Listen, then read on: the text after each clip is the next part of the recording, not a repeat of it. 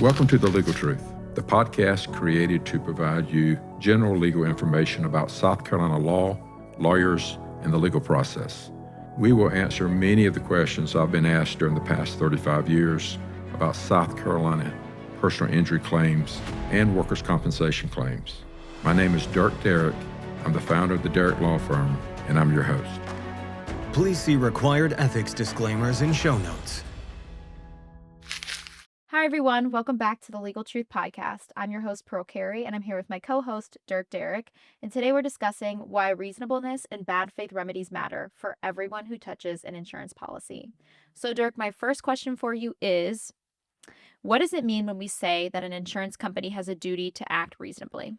An insurance company has the duty, the legal duty, when a claim is made, to be reasonable and do what a reasonable insurance company would do as far as taking the claim, investigating the claim, and paying the claim in a reasonable manner.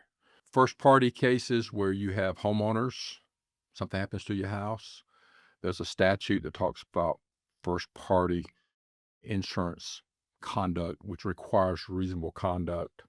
It's been the law since I got out of law school a couple of years ago. And then on third-party action, we got something called the Tiger River Doctrine, and there's another case that came after Tiger River. But basically it says that if someone injures you and then you make an offer to settle within their policy limits and it's reasonable for the insurance company to do that, the insurance company needs to do that. The biggest reason for bad faith and the need to act reasonable is the unlevel playing field. You got the insurance industry, and then you got a person filing a claim. And for many, many years, it's recognized that that's not a level playing field, especially since a lot of the insurance that we buy is mandatory. Get a mortgage on a home, you got to have homeowners insurance on it. If you have a car, you got to have, it's mandated that you have car insurance. Mm-hmm. So the government's telling you have to buy insurance in a large number of these situations. So these insurance companies then take your premium, and then a claim arises. And they have a duty to act in good faith, because without it, the field would be way tilted, more so than it is already. So why does this duty matter to policyholders? Well, policyholders who have a claim against the insurance company without bad faith and the need to act in a reasonable way, there would be no reason for the insurance companies to pay you early. They would apply the leverage of time and money and drag everything out. In their worst case scenario, they only have to pay what the contract says they have to pay. With bad faith, there comes an element of punitive damages. The law says that if an insurance company acts in bad faith and you can prove it, then they don't only owe the contractual policy limits, but they owe more money to punish them for acting in bad faith. It is the leverage that levels out the playing field. If I don't have that leverage and you're an insurance company, I have a $500,000 house destroyed by a hurricane. It can happen in our neck of the woods. I file a claim for you to pay it. I wrote it for $500. It was appraised for $500.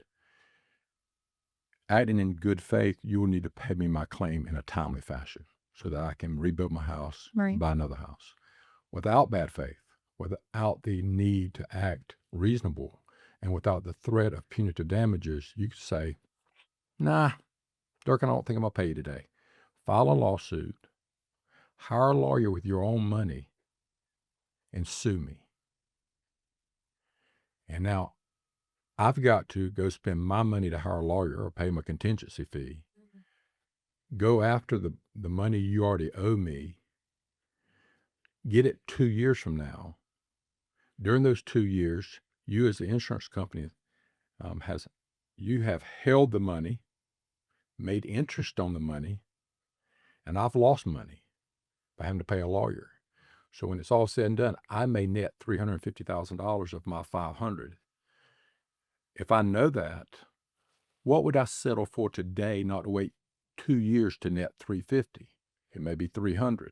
Yeah. So now I have a $500,000 policy that there's no way I can ever get it without the remedy of bad faith and the punitive damages to punish you if you're unreasonably holding my money to make me litigate. Right. So how else does money factor into these situations? Well, from an insurance company standpoint, most of them are public companies. They got shareholders. They have a fiduciary duty to make as much money for their shareholders as possible. So I don't really blame them for what they do because their fiduciary duty is to their shareholders. So they're trying to make as much money as they can for them. My fiduciary duty is my client. I'm trying to put as much money in their pocket as possible. So they're trying to make money for their shareholders. My client's trying to get their claim paid and get the real value as fast as possible. If the insurance company can drag something out and claim to be acting reasonable while they're dragging it out, it puts my client in a bad situation financially. It can be they can't work, they can't make mortgage payments, they can't get health benefits. That leverage of time and the leverage of money that an insurance company has on individuals who need their claims paid immediately is huge. I mean, it's a way they can wear people down to take less than the value of their case. So how does the leverage of uncertainty play into these situations? Well, I've always believed that insurance companies have leverage of time, money, and uncertainty. The longer they can hold on their money and make interest, and the longer they can make the insured or the client wait for the money, the lower the amount the client would take because of the time value of money. They have the leverage of time. The longer they can drag something out, the less somebody would take to get it finalized. And the more money they make on the interest. They have the leverage of money. They hold the checkbook. The insured has given them a check every month or every 6 months for years, but when it's time to get paid on a claim, not a gift, but what the insured paid for, the insurance company holds that money, and they have the leverage of holding that money. They also have the leverage of outspending individuals. If they really wanted to fight it, they could really bury somebody by trying to outspend them. The leverage of uncertainty. If you've never had a claim, and this is the first house you've ever had destroyed, and they're saying, the jury's not going to do that. The jury's not going to give you that. We're going to win this case. And you're trying to decide how to help your family and get over it and get it back into a new house. That uncertain nature of what a jury would do a year and a half down the road puts leverage on you to take less money. And that's the whole game. If you understand the game is what can they do and not get caught committing bad faith, but put enough leverage on the person filing the claim that they would take as little money as possible. That's the game. That's the whole thing. So that uncertainty is why we do focus groups. For 30 years, they would say, Dirk, we're not acting in bad faith. We just disagree with you that 12 jurors will value this case like you say you think they're going to value the case. There's uncertainty. And uncertainty scares people. It scares lawyers. It scares people who have filed claims. And so we started doing focus groups so that we can run particular cases by the community to see how the community responds to the facts of that particular case so that we can give that information, A, to our client, but B, we give it to the insurance company to show them, no, there's not uncertainty here. He gives what these 12 people think. He gives what another 25 people think. He gives what 250 people think about this case. By removing the leverage of uncertainty, we can often take that flipping of the leverage and flip time and money too. Because now we can say, hey, we're not playing your time. You pay us. He goes to 100 people we focused at, or 50 people, or the 25. He gives what they got to say. Here's the value of this case. The validity and the value of this case has been explained by these people.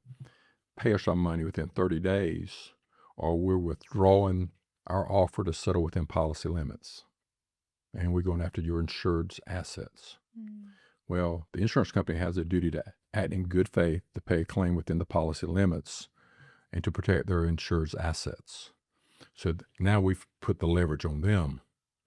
If you don't pay it now, you're acting in bad faith. And if your insured gets a big judgment against them, then they can come back after you and sue you for bad faith for not protecting their assets. So that's why we do the focus group. Some say that the jury's verdict can balance out that leverage. Is that true? Yes. Getting in front of a jury is the final leverage. Their leverage of time, money, and uncertainty has not worked with this lawyer, with this particular claimant, and you get to a jury, then you do get to find out the true value of the case, and it can balance it out. There's two caveats to that. Number one, it makes the insured spend a bunch of money they shouldn't have to spend. Litigating cases is expensive. So they've had to come out of pocket to litigate cases or have to pay for it out of their recovery. So it's cost the insured money that it shouldn't have to do if the case should have been settled 2 years ago. And as long as bad faith law exists, that those people can then turn around and sue their insurance company or sue the company for making them drag it out and spend this additional time and money, as long as you can sue for punitive damages and for that bad faith action, it requires a second action, but it can balance it out. I mean, there's now an avenue in place where if an insurance company acts unreasonable, makes them go try the case, they get a verdict more than the insurance coverage, they can get the insurance coverage, and then either them or the person that the verdict is against can sue the insurance company for the additional cost for dragging the case out and acting in bad faith. So, yes, it can. It makes people do a lot of spending money, worry, and waiting to get there when they shouldn't have to if it's a clear-cut case. But you can get to a jury and finally get justice at the end as long as it's collectible. And it can be collectible as long as the politicians don't protect the insurance companies and do away with bad faith or do away with their need to act in a reasonable basis. So what about the policyholder who's being sued? Why do they need bad faith laws? I think this is probably the most interesting thing about this whole discussion that I never hear anybody talk about. When this tort reform bill came up last year in the Senate in South Carolina, they had a provision that said that an insurance company acting unreasonable was not bad faith. They would have changed the law. That's been the law forever. As long as I practice, and that's almost forever. And just because they don't pay the policy limits and then somebody go get a verdict way above the policy limits doesn't mean they're responsible for it or that they acted in bad faith. Now, that was taken out, did not pass, but that's what they're pushing. Right. And they're pushing it here and they're pushing it in other places in the country. They're trying to get away from the consequences of their bad faith acts or conduct. And here goes why it's important. I buy insurance. I'm a lawyer. I buy malpractice insurance. If that person says, I'll settle within your policy limits, if I think I did something wrong or one of my lawyers did something wrong, let's settle it. The insurance company keeps the right to decide whether or not they don't pay it. It's now the insurance company's money. I've paid for it to protect me, but the contract says it's their money and they can make a decision. They say, no, we're not going to pay it. We think we can beat it. And now a lawsuit against me comes out in amount 10 times the amount of my coverage. I have a judgment against me for the rest of my life or until they collect from all my assets or anything they can collect that I own to pay that judgment because the insurance company refused to settle within my policy limits. There's case after case after case. I'll give you an example of 2 cases recently. We focus group these cases for outside attorneys. One case was the case against Lax Beach Service over the beach. We focus group said the case was worth $15 million. I think those lawyers had made an offer for policy limits. It may have been $1 million or $2 million or $3 million or some kind of small amount in relationship to this death caused by their negligence. But they had made a demand for that they would settle for this small amount. Focus group said it was worth $15 million. Big difference. Big difference. Insurance company wouldn't pay. Wouldn't offer them the money. They went and got a judgment for $21 million. So Lax Beach Service now has a judgment against them for $21 million. They have turned around and sued their insurance company and said you should have settled when the plaintiff would have settled for just a couple of $1 million, a small amount. If the law had changed and said their decision not to settle, even if it was unreasonable, is not bad faith. It's mild. Then lax has no recourse. And people think this bad faith is about plaintiff lawyers trying to protect their pocketbooks and have leverage. And it is leverage now. And we do apply that leverage on behalf of our clients, because if you don't have it, our clients have no leverage. Mm-hmm. We'd be trying all cases because the insurance company would have no incentive to pay us. It's for that, but it's also for Mr. Lack and people who have paid insurance for their whole life, and then an insurance company do not pay a claim and then gets a big verdict against them. Another case we focused is probably last 6 months. It was a medical negligence case over in Marion County. That lawyer and that family offered to settle for $1.2 million. Wow. The amount of coverage for that doctor. The insurance company refused. They went over to Marion and got a $30 million verdict against the doctor. That verdict is against the doctor or the the medical group he's with. But it's his, he's worked his entire life. And now he got this verdict against him that could have been done away with for $1.2 million. And you look at it and say, well, yeah, people have different opinions. Well, focus group kind of determine what the value of. And I'm going to put the complaint in the show notes, because after the $30 million verdict, the doctor has filed suit against the insurance company for bad faith insurance practice for not protecting his assets by paying the plaintiffs when the plaintiffs would have settled for his policy limits. And these are all in the complaint. It's all public record. I couldn't talk about the case otherwise, but this is in public record. The insurance company's own data, they have technology that they use to determine the strong points and weak points, unfavorable and favorable things about the case as it's moving along. Their claim strategy, they found unfavorable, standard of care unfavorable. That means, did the doctor breach the standard of care? They said unfavorable, still didn't offer their money. Causation, did the standard of care cause this death? They rated it as unfavorable against the doctor, did not offer the money. Degree of injury, unfavorable. Death of a 16-year-old. Death of a 16-year-old. They could settle for $1.2 million. There's only two things they found favorable, and that was that the doctor would be a good witness, and that they said that Marion County was a good venue for them. Well, anyone who practices law knows that Marion County is not a good venue for a defendant in this case. Their own attorney, and the attorney that the doctor had his personal attorney telling them Marion County is not a good venue, who've been practicing law for, I think, 50 years, told him, I got grave concerns about this case and trying this case in Marion County. He was telling them they should settle the case. Look through the complaints, because they did a good job pleading the bad faith and putting out all the times people are telling them this is a dangerous case. Pay. The doctor even offered to come up with some money out of his own pocket to get it off of them, and they refused. That's another level. It's another level. That's the kind of conduct that the politicians in Columbia who were pushing the protection of bad faith was trying to protect. And people think it's lawyers who's going to get hurt. Who's going to get hurt are business owners, individuals who have big verdicts against them and lose everything they have, doctors,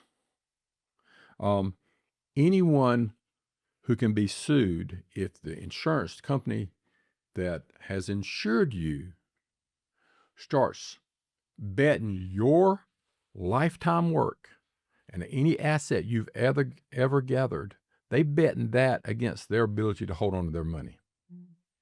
And that is a dangerous place to be. So as of right now, just to clarify, in South Carolina, they're allowed to just like have that judgment go against the doctor and just not pay it, like as of right now. Well, you have to prove they acted in bad faith. Oh, right now, but they're trying to get rid. Okay. They're trying to get rid of your remedy to seek bad faith against them. They're trying to protect them from this like this. I'm telling you, that doctor had no say-so on whether or not that insurance company would pay their policy limits to protect them. He paid for it. The law said they have a duty to protect them. When he begged them to pay it, they didn't pay it. $30 million verdict came out of it. Could have been gone. Could have been something nobody had ever heard of. Cases like this, they get settled every day. Nobody would have ever heard of it. And they refused. And they got this burden on this doctor. And it is bad. I looked through the evidence. I think it's one of the best cases for bad faith insurance practices I've ever seen. When the attorney that the insurance company hired to defend this doctor is telling them, you need to settle this case. There's all kind of dangers in this case, and they refuse to do so. They're not listening to anybody. They're just trying to hold on to their money. And that is one case. It happens thousands of times in South Carolina. It can happen on small cases. If our client has $200,000 worth of damages and the insurance in the case, the total damages and insurance, total amount of insurance $100,000, and their medical bills are $200,000, you would say they ought to pay that money quickly. And if we make a demand for that money, they'll pay that money quickly, and we can get the money, whatever there is that exists, we can get it to our clients as soon as possible, as it should be. If bad faith did not exist, they can say, file suit, spend money, and we'll see in 2 years whether you get it. And if you get it, good for you. Because out of that 100, you don't have court costs, attorney fees, and we're going to make interest on the money for the next 2 years. That's why bad faith has to stay in the law. Yeah. It has to be the leverage that ordinary people can apply against the insurance industry. So right now, can the doctor in this case, is he going to like countersue or sue the insurance company for bad faith practices? He has. Okay. He has, and like Speech Service, Mm-hmm. they've sued their insurance company for bad faith insurance practices. Because both of those situations, they could have paid the policy limits and protected their insured. And they have a legal duty to do that if it's reasonable to do so. Now, if somebody has a frivolous lawsuit against a doctor, and the doctor said, this is frivolous. The insurance company says, this is frivolous. Everybody agrees it's frivolous. Well, if it's actually frivolous, the trial judge will throw it out. Right. They can file a motion for to dismiss, and then they can file a motion for summary judgment before trial. There's all kinds of opportunities to get it out. And if something like that was to end up being a big verdict and nobody saw it coming, probably wouldn't be bad faith. But in cases like this where anybody who looked at this case should have paid it. They should have never held him out there. When they refused to pay, his personal lawyer wrote them a letter asking them to blue sky it. And basically what it means, and some insurance companies will do this, they will blue sky the case. If they feel strong that they have a chance of winning, but they also have this duty to protect their client's assets. The client wants it settled. They don't want their house in jeopardy. They don't want their business in jeopardy. An insurance company can write a letter to their insured and to the opposing lawyer and say, we don't blue sky it, which means there's no limits. We don't blue sky our coverage all the way to the sky. Whatever verdict you get, we'll pay for it. We'll take the risk, which is how it should be. We, the insurance company, we believe we can win this case, so we'll take the risk of the multi-million-dollar verdict. Right. They asked for a blue sky letter for the doctor in this case, and they refused. I think their response was he had a chance to buy more insurance if he was worried about it. That's crazy. Yeah. They just don't care No. about him at all. No. So when you hear politicians, and they can't. Politicians who are trying to protect insurance companies cannot come out and say, hey, we don't care about this doctor. We don't care about your house that got destroyed in a hurricane. We don't care about this. They can't do that. All they got is those dang trial lawyers are trying to keep this law in place because they're trying to make money. And the truth is the trial lawyers are the only people that know the consequences of these law changes. It's just off the radar for everybody else. They have to point the finger at us.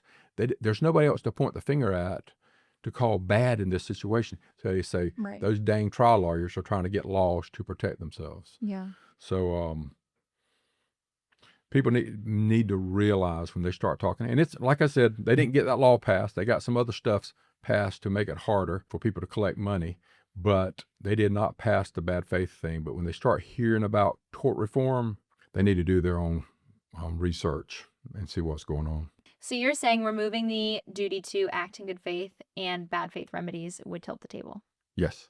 It would, if that law went away, it would do to everyone what it did to this doctor. You would be playing Russian roulette if you own a policy of insurance in South Carolina.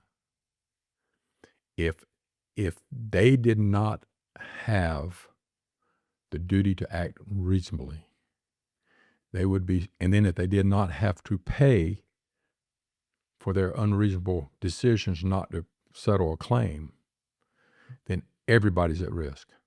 There will be more verdicts against people and businesses, and there will be more assets that people will be going after.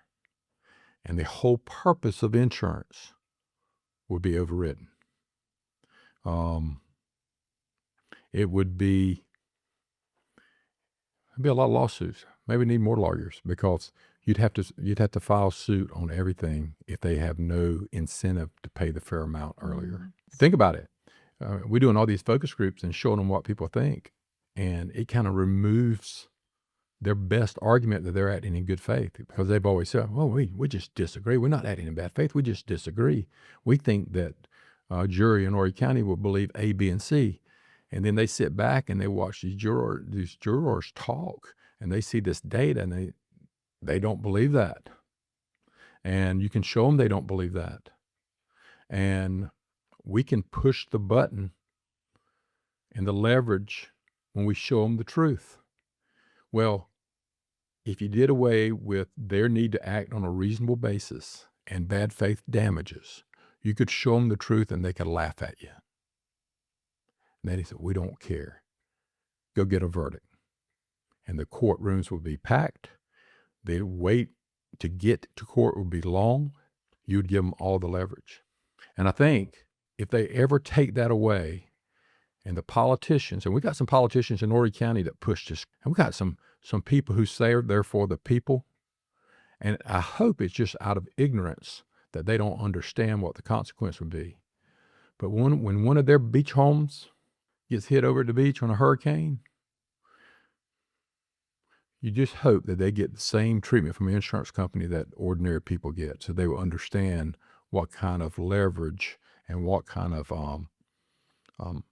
unfair treatment you can get if you take away that leverage for the people.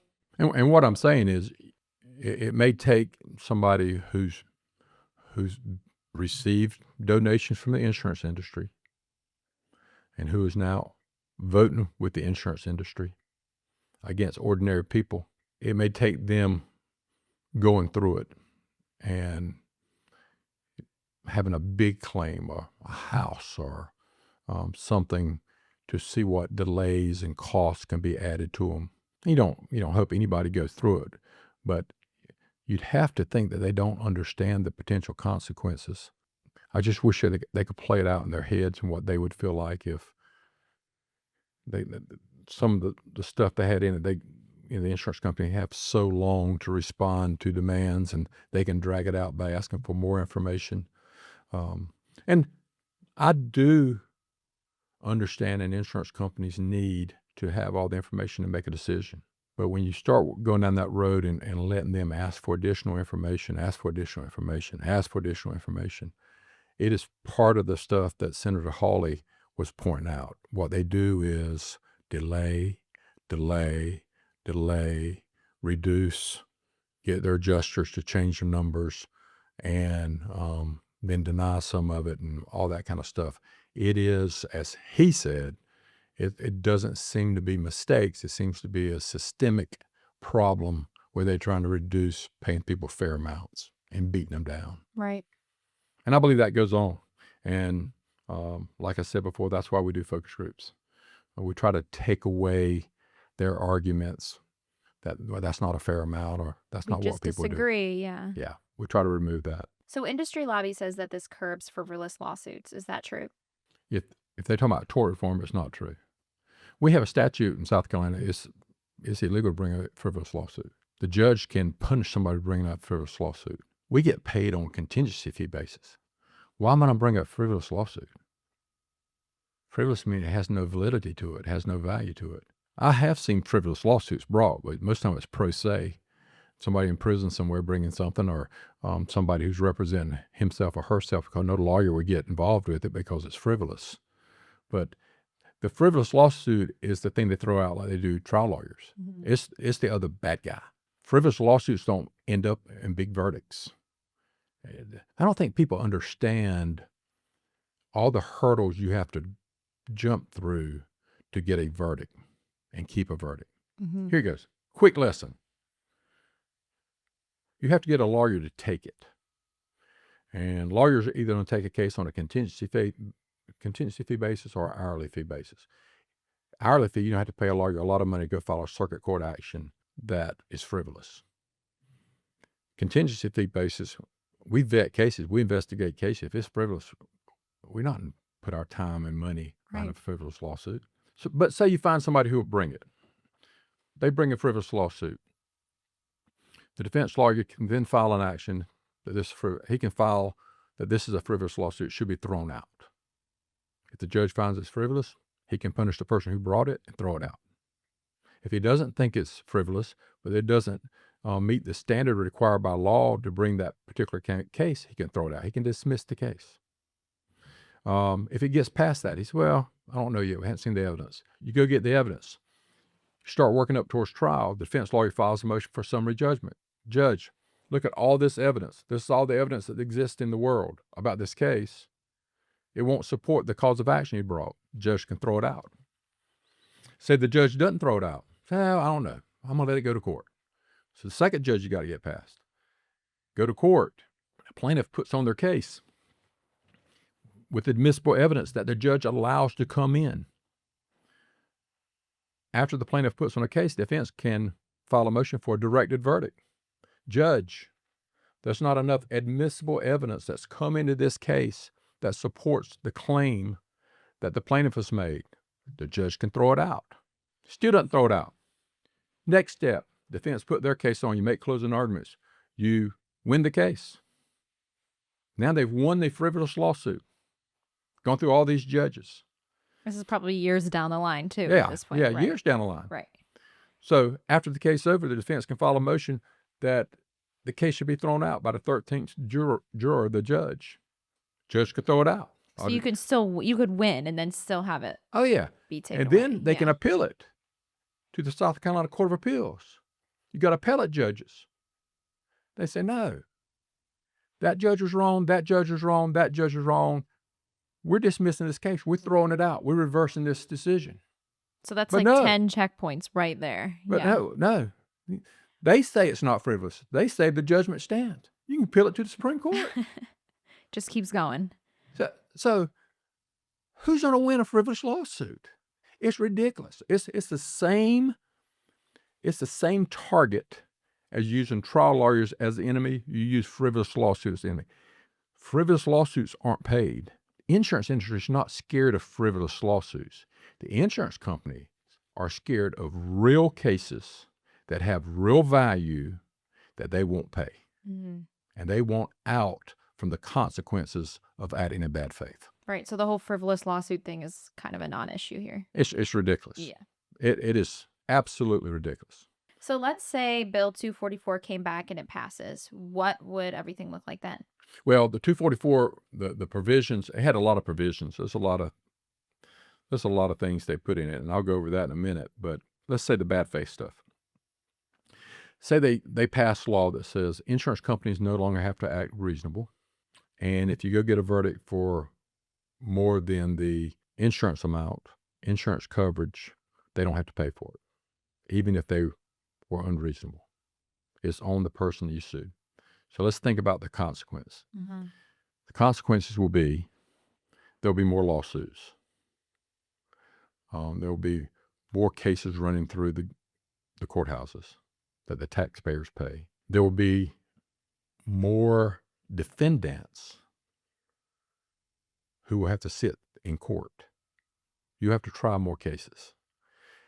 What I know is that everybody we represent wants the real value of their claim as fast as possible. They'd rather not file a lawsuit. I know that there's nobody I've ever filed a lawsuit against that wants to be sued. Right. So you got one group of people here that don't want to file a lawsuit. You got another group of people that don't want to be sued. And then you got the insurance industry trying to hold on to their dollars. And they will let this person sue this person and drag it out for 2 or 3 years as long as they can hold on to their money. Mm-hmm. And so the parties in the action are having to do things they don't want to do because the person who holds the purse is making interest on the purse and is going to try to use the leverage of time, money, and uncertainty to pay as little as possible. Right. So you have more people being sued and going through the whole process. You'll have more verdicts against individuals. We, because we focus group cases, we don't get to court as much because by the time our case comes up on a roster, we will have focused it enough that we know what the outcome's most likely going to be, and we share it with the insurance company and defense, and they know what the most likely outcome's going to be. A lot of times when we're trying cases, it's things that's got some problems, and we know from the data it's got problems. But it's hard for us to get a $30 million verdict because we focused it so much and shown the other side from such a long period of time what this case is worth that they'd have paid us the 1.2 or the 2 million earlier. Yeah. And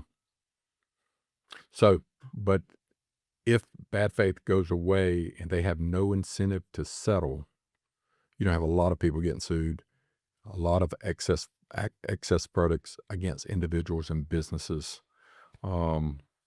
Courts will be backed up even more. Courts going to be backed Yeah. up. We're going to be trying a lot more cases. It's going to be interesting. It's going to be, because right now we have mandatory mediation where you have to have a mandatory settlement. And if there wasn't the threat of bad faith and the need to act on a reasonable basis, I can see that'd be jello. That'd be just Yeah, who cares? a waste of time. So I don't know. I don't know if it would do away with mediation. I think for any lawyer who wanted the real value, it would do away with mediation. So it would have a negative impact on a lot of people, and on people that politicians who are voting for it. I don't think they foresee the consequences it would have on people like this doctor Mm, in Florence. yeah. I think they're thinking, these plaintiffs' lawyers use bad faith to make these insurance companies pay the amount they think's fair. So let's do the insurance company a favor and take that leverage off of them. But they don't understand the next step. Who's going to end up paying for it will be people like the doctor. And if you take it to the next level, it can put businesses out of practice. It can cause bankruptcies on cases that should have been paid years earlier for the coverage amount. Most attorneys who do what I do, most cases will settle for the coverage amount. I mean, they'll make demands for the coverage and settle for it. You would need to do an asset check on the person to show you're a client. You have to do an asset check on the defendant and show your clients what kind of assets they have so that they can make a decision. But most of the time we're just talking about insurance money. Yeah. And you had to go to court, get a verdict, and you got a verdict against that person. It could hurt the person. I think one of the things they were pushing was like after the verdict, the insurance company had so many days that they could pay it to keep from acting in bad faith. They'd stretch out bad faith another 60 days after the verdict to give them a chance to save themselves before somebody sued them for acting unreasonable the whole time. Which I guess if they had to pay it, it would be good, but it's also kind of a get out of jail for free card. You know what I mean? Yeah. Okay, now we'll pay it. So what can listeners do if tort reform does come back up? I think they can do their homework and try to quit listening to just talking heads. Research has never been so easy as it is right now. I mean, last year when we had that 244, we did a podcast on it. And our podcast is what did AI say about 244? Not what their lobby said, not what I said as a lawyer. Let's just run it through ChatGPT and have it break down as far as the pros and cons for both sides and who it was going to make life better for. So now you can take bills and you can actually run it through ChatGPT and get good summaries and get good pros and cons to let you know what's going to happen. So they can do some research. If you get 30,000 feet above the ground and look at what this tort reform laws and stuff, it's no different than anyone who's trying to escape responsibility for their actions. It happens every day. Just look at the world and you will see that people do things and then don't want the consequences of their actions. And that's what this is. Here's a typical thing that individuals, here goes the obstacles that individuals face when they have an insurance claim. And you won't ever think about it all at one time, but this is what it is. You have an insurance claim, and then this insurance you've paid for.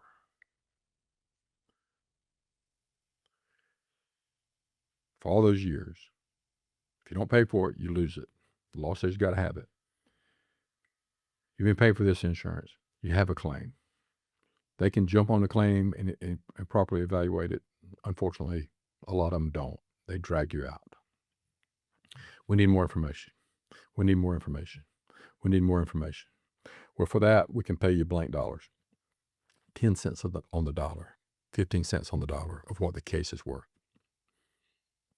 We pay you some up front. We'll pay you $2,000 right now. If they see that the injuries you had and the kind of impact you have, you don't probably have more damages, they can throw money at you quick to see if people would jump on it. They can drag you out. And it's almost like playing chicken with you. Let's offer them 10 cents on a dollar. Let's offer them 15 cents on a dollar. Let's offer them 20 cents on a dollar. And they know that at every one of those steps, there's groups of people who will take it. So they buy them off. I personally believe that 95% of people who are injured in South Carolina get bought off for a lot less than the case is worth. So they will use their leverage of time, money, and uncertainty and the stigma of bringing a lawsuit, because nobody wants to bring a lawsuit, and they will start up where they're offering you the money. And they're trying to buy you off at every step. If you don't fall for it, if you say, I want money as quickly as possible, I want the real value, and you fight it. And if they make you file a lawsuit, and they'll make you file a lawsuit, because some of the facts you need lies on the other side of the lawsuit because they won't voluntarily get you the stuff. You have to go get it. So you file a lawsuit, you go get the stuff, you build the case. The case is now built for value X. They offer you 60 cents on a dollar. Or you got to go to trial. Because they know some people don't want to go to trial. They don't want to go sit in the courtroom and show everybody their business. Mm-hmm. So they try another leverage. You go further, you go to trial. You get the verdict. You go all through all of that, you get the verdict. And they have to pay you money. When people do that and get the money, their next thing is, we need to save our money. So let's go lobby and donate to politicians to make it harder for people in this entire process we just put them through. Let's shorten the period of time that they have to file a claim. Let's lengthen the time we have to respond to a demand to pay them money. Let's drag out. Let's get some legal support for us wanting to drag people out and not paying them. So they go get politicians to say, it's not unreasonable for them to wait 90 days to respond to your claim, even if there's nothing else to be learned. I mean, the person had a car and they need a replacement car. Well, it's going to take us 90 days. Mm. Well, 90 days without a car puts a burden on people. Right. So they go to politicians and they get help to drag stuff out. Make it harder on people. They make it harder on people. Let's add people who aren't on the jury verdict. Let's go in there and point fingers at people who aren't on the jury verdict. They know they've gone through in every step of the way, before lawsuits are filed, after lawsuits are filed, trial, everything. They put up obstacle after obstacle. They try to, and not be guilty of bad faith. When they can't do anything else, they go to politicians and get them to put up obstacles for them. Yeah. Yeah. And that's what they're doing. And they're doing it nationwide. It's a huge industry. But the politicians in South Carolina who will support that against the people who live in their districts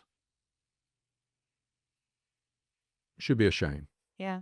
And the people of their district shouldn't put up with it, because they are preventing them from them collecting the fair value of their case as determined by juries. They try to make it harder and harder for them to get the fair amount. And they're trying to legalize unreasonable conduct, and then all the things in the way to get in the way of people collecting. It's their final obstacle. Yeah. If you can beat them, and we know when we do these focus groups, we know what the community thinks of the value of a case is and the validity of a case. So now we show them, and we can make them pay because we got the leverage of bad faith. So what they do now is go to the politician and say, take away their leverage of bad faith. Make it okay for us to be unreasonable. Make it okay for us not to pay $1.2 million on this doctor's claim and then put a $30 million verdict on him. Yeah. So that's what it's all about. The politician of tort reform, that's what it's all about. Politicians supporting that with Senator Hawley's committee meeting. They're supporting that behavior, Right. and it hurts people. They ought to figure out a way, instead of legalizing bad faith, they need to come up with a plan to make those who are acting in wrong pay higher premiums, and it shouldn't affect my premiums. If I 37 years been practicing law, my premium shouldn't go up because John Doe down the road has had 6 legal malpractice cases against him. You know, the dram shop case. The dram shop say, well, everybody's premium's going up too high. Well, that's politicians' fault. Fix it. Right. Make it based on how many claims. If I have a restaurant that serves alcohol and I don't overserve people, why should my premium go up because College Bar down the road will serve people sloppy drunk and they kill people? Mm-hmm. If you want to do something to help something, go solve the dang problem and raise the premiums on the bad actors.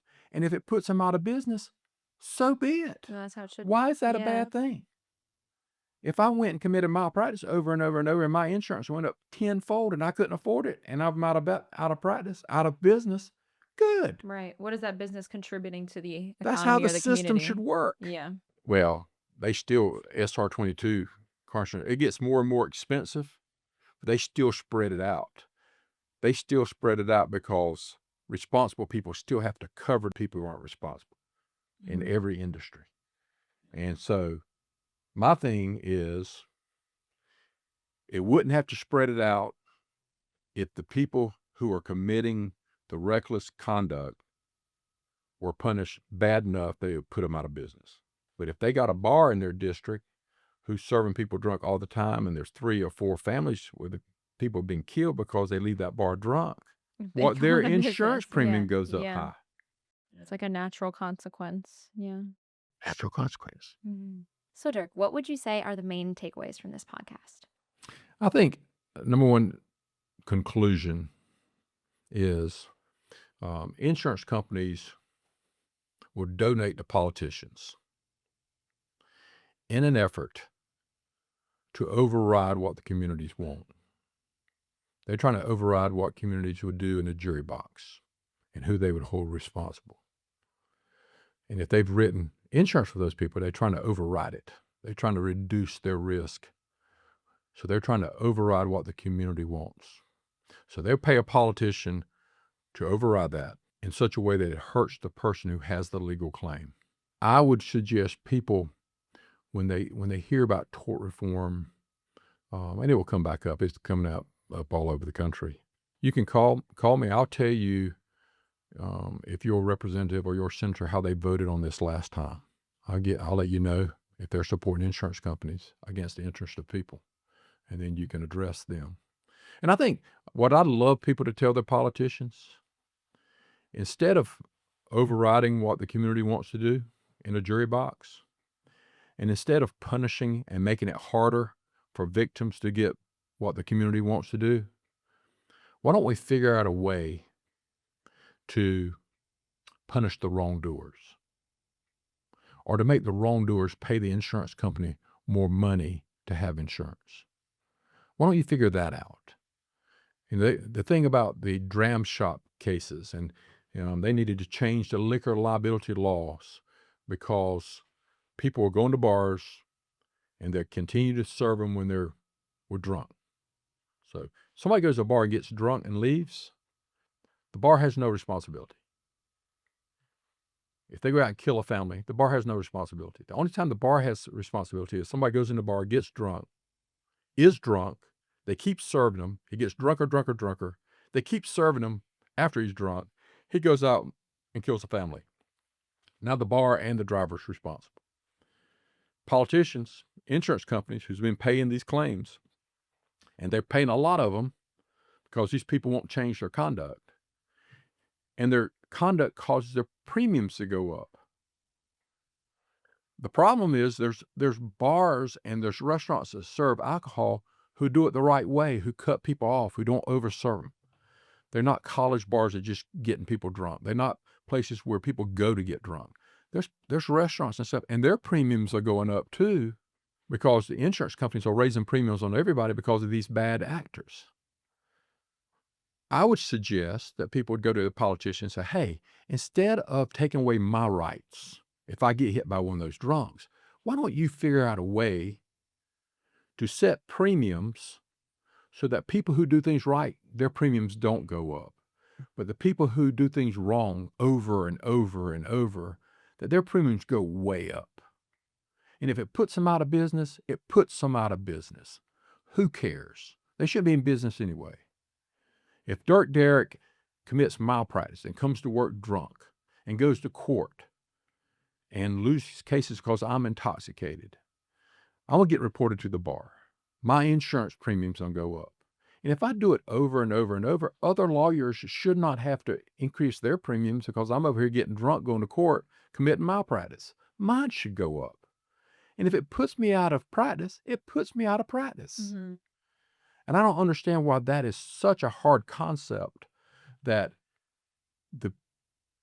in an industry, the people who are doing it right shouldn't have to pay higher premiums because the people who are doing it wrong. And if the people in that industry are injuring the public shouldn't have to pay and lose their benefits because we're worried about their insurance premiums go up. So that would be my suggestions for people to have, the conversation for people to have with their politicians. Do this. Instead of protecting the insurance industry, go figure out a solution. And if it comes up next year, we'll do another podcast on it, but you can contact me if you're interested in it, and we will put the pros and cons and what they're trying to do next. It's going to be a continued fight. I've always been very non-political as far as getting involved with stuff, but they're getting me fired up. I think more people are seeing it. I was very proud of Senator Hawley having a hearing on what was happening to people and kind of make it public. But that's what I advise people to do. Know what, when they hear it, know what the law is, what they're trying to pass, why they're trying to pass it, learn about it, ask me about it, but do their own research instead of listening to talking heads, and know that all trial lawyers aren't bad. Well, thank you so much for that outro, Dirk. We obviously learned a lot today on this episode of The Legal Truth. Thank you to all of our listeners for tuning in, and we will see you next time. Thank you for joining us on the Legal Truth Podcast. If you have questions that you would like answered on a future episode, please send them to thelegaltruth@derricklawfirm.com. If you would like to speak to us directly, call us at 843-248-7486. If you find the podcast valuable, please leave us a 5-star review and share the legal truth with your neighbor, friend, or family member who is seeking reliable information about a South Carolina personal injury or workers' compensation claim. Dirk J. Derrick of the Derrick Law Firm Injury Lawyers is responsible for the production of this podcast, located at 901 North Main Street, Conway, South Carolina. Derrick Law Firm Injury Lawyers has included the information on this podcast as a service to the general public. Use of this podcast and any related materials does not in any manner constitute an attorney-client relationship between Derrick Law Firm Injury Lawyers and the user. While the information on this podcast is about legal issues, it is not intended as legal advice and should not be used as a substitute for competent legal advice from a licensed professional attorney in your particular state. Anyone seeking specific legal advice or assistance should retain an attorney. Any prior results mentioned do not guarantee a similar outcome. The content reflects the personal views and opinions of the participants in the podcast and are not intended as endorsements of any views or products. This podcast could contain inaccuracies. The information contained in this podcast does not constitute legal advice and is not guaranteed to be correct, complete, or up to date as laws continue to change. In this podcast, you will hear information about focus groups. Please note that not all of the firm's cases are presented to a focus group. Additionally, when speaking about juries or jurors in relation to a focus group, we are speaking of focus group participants and not actual trial juries or jurors.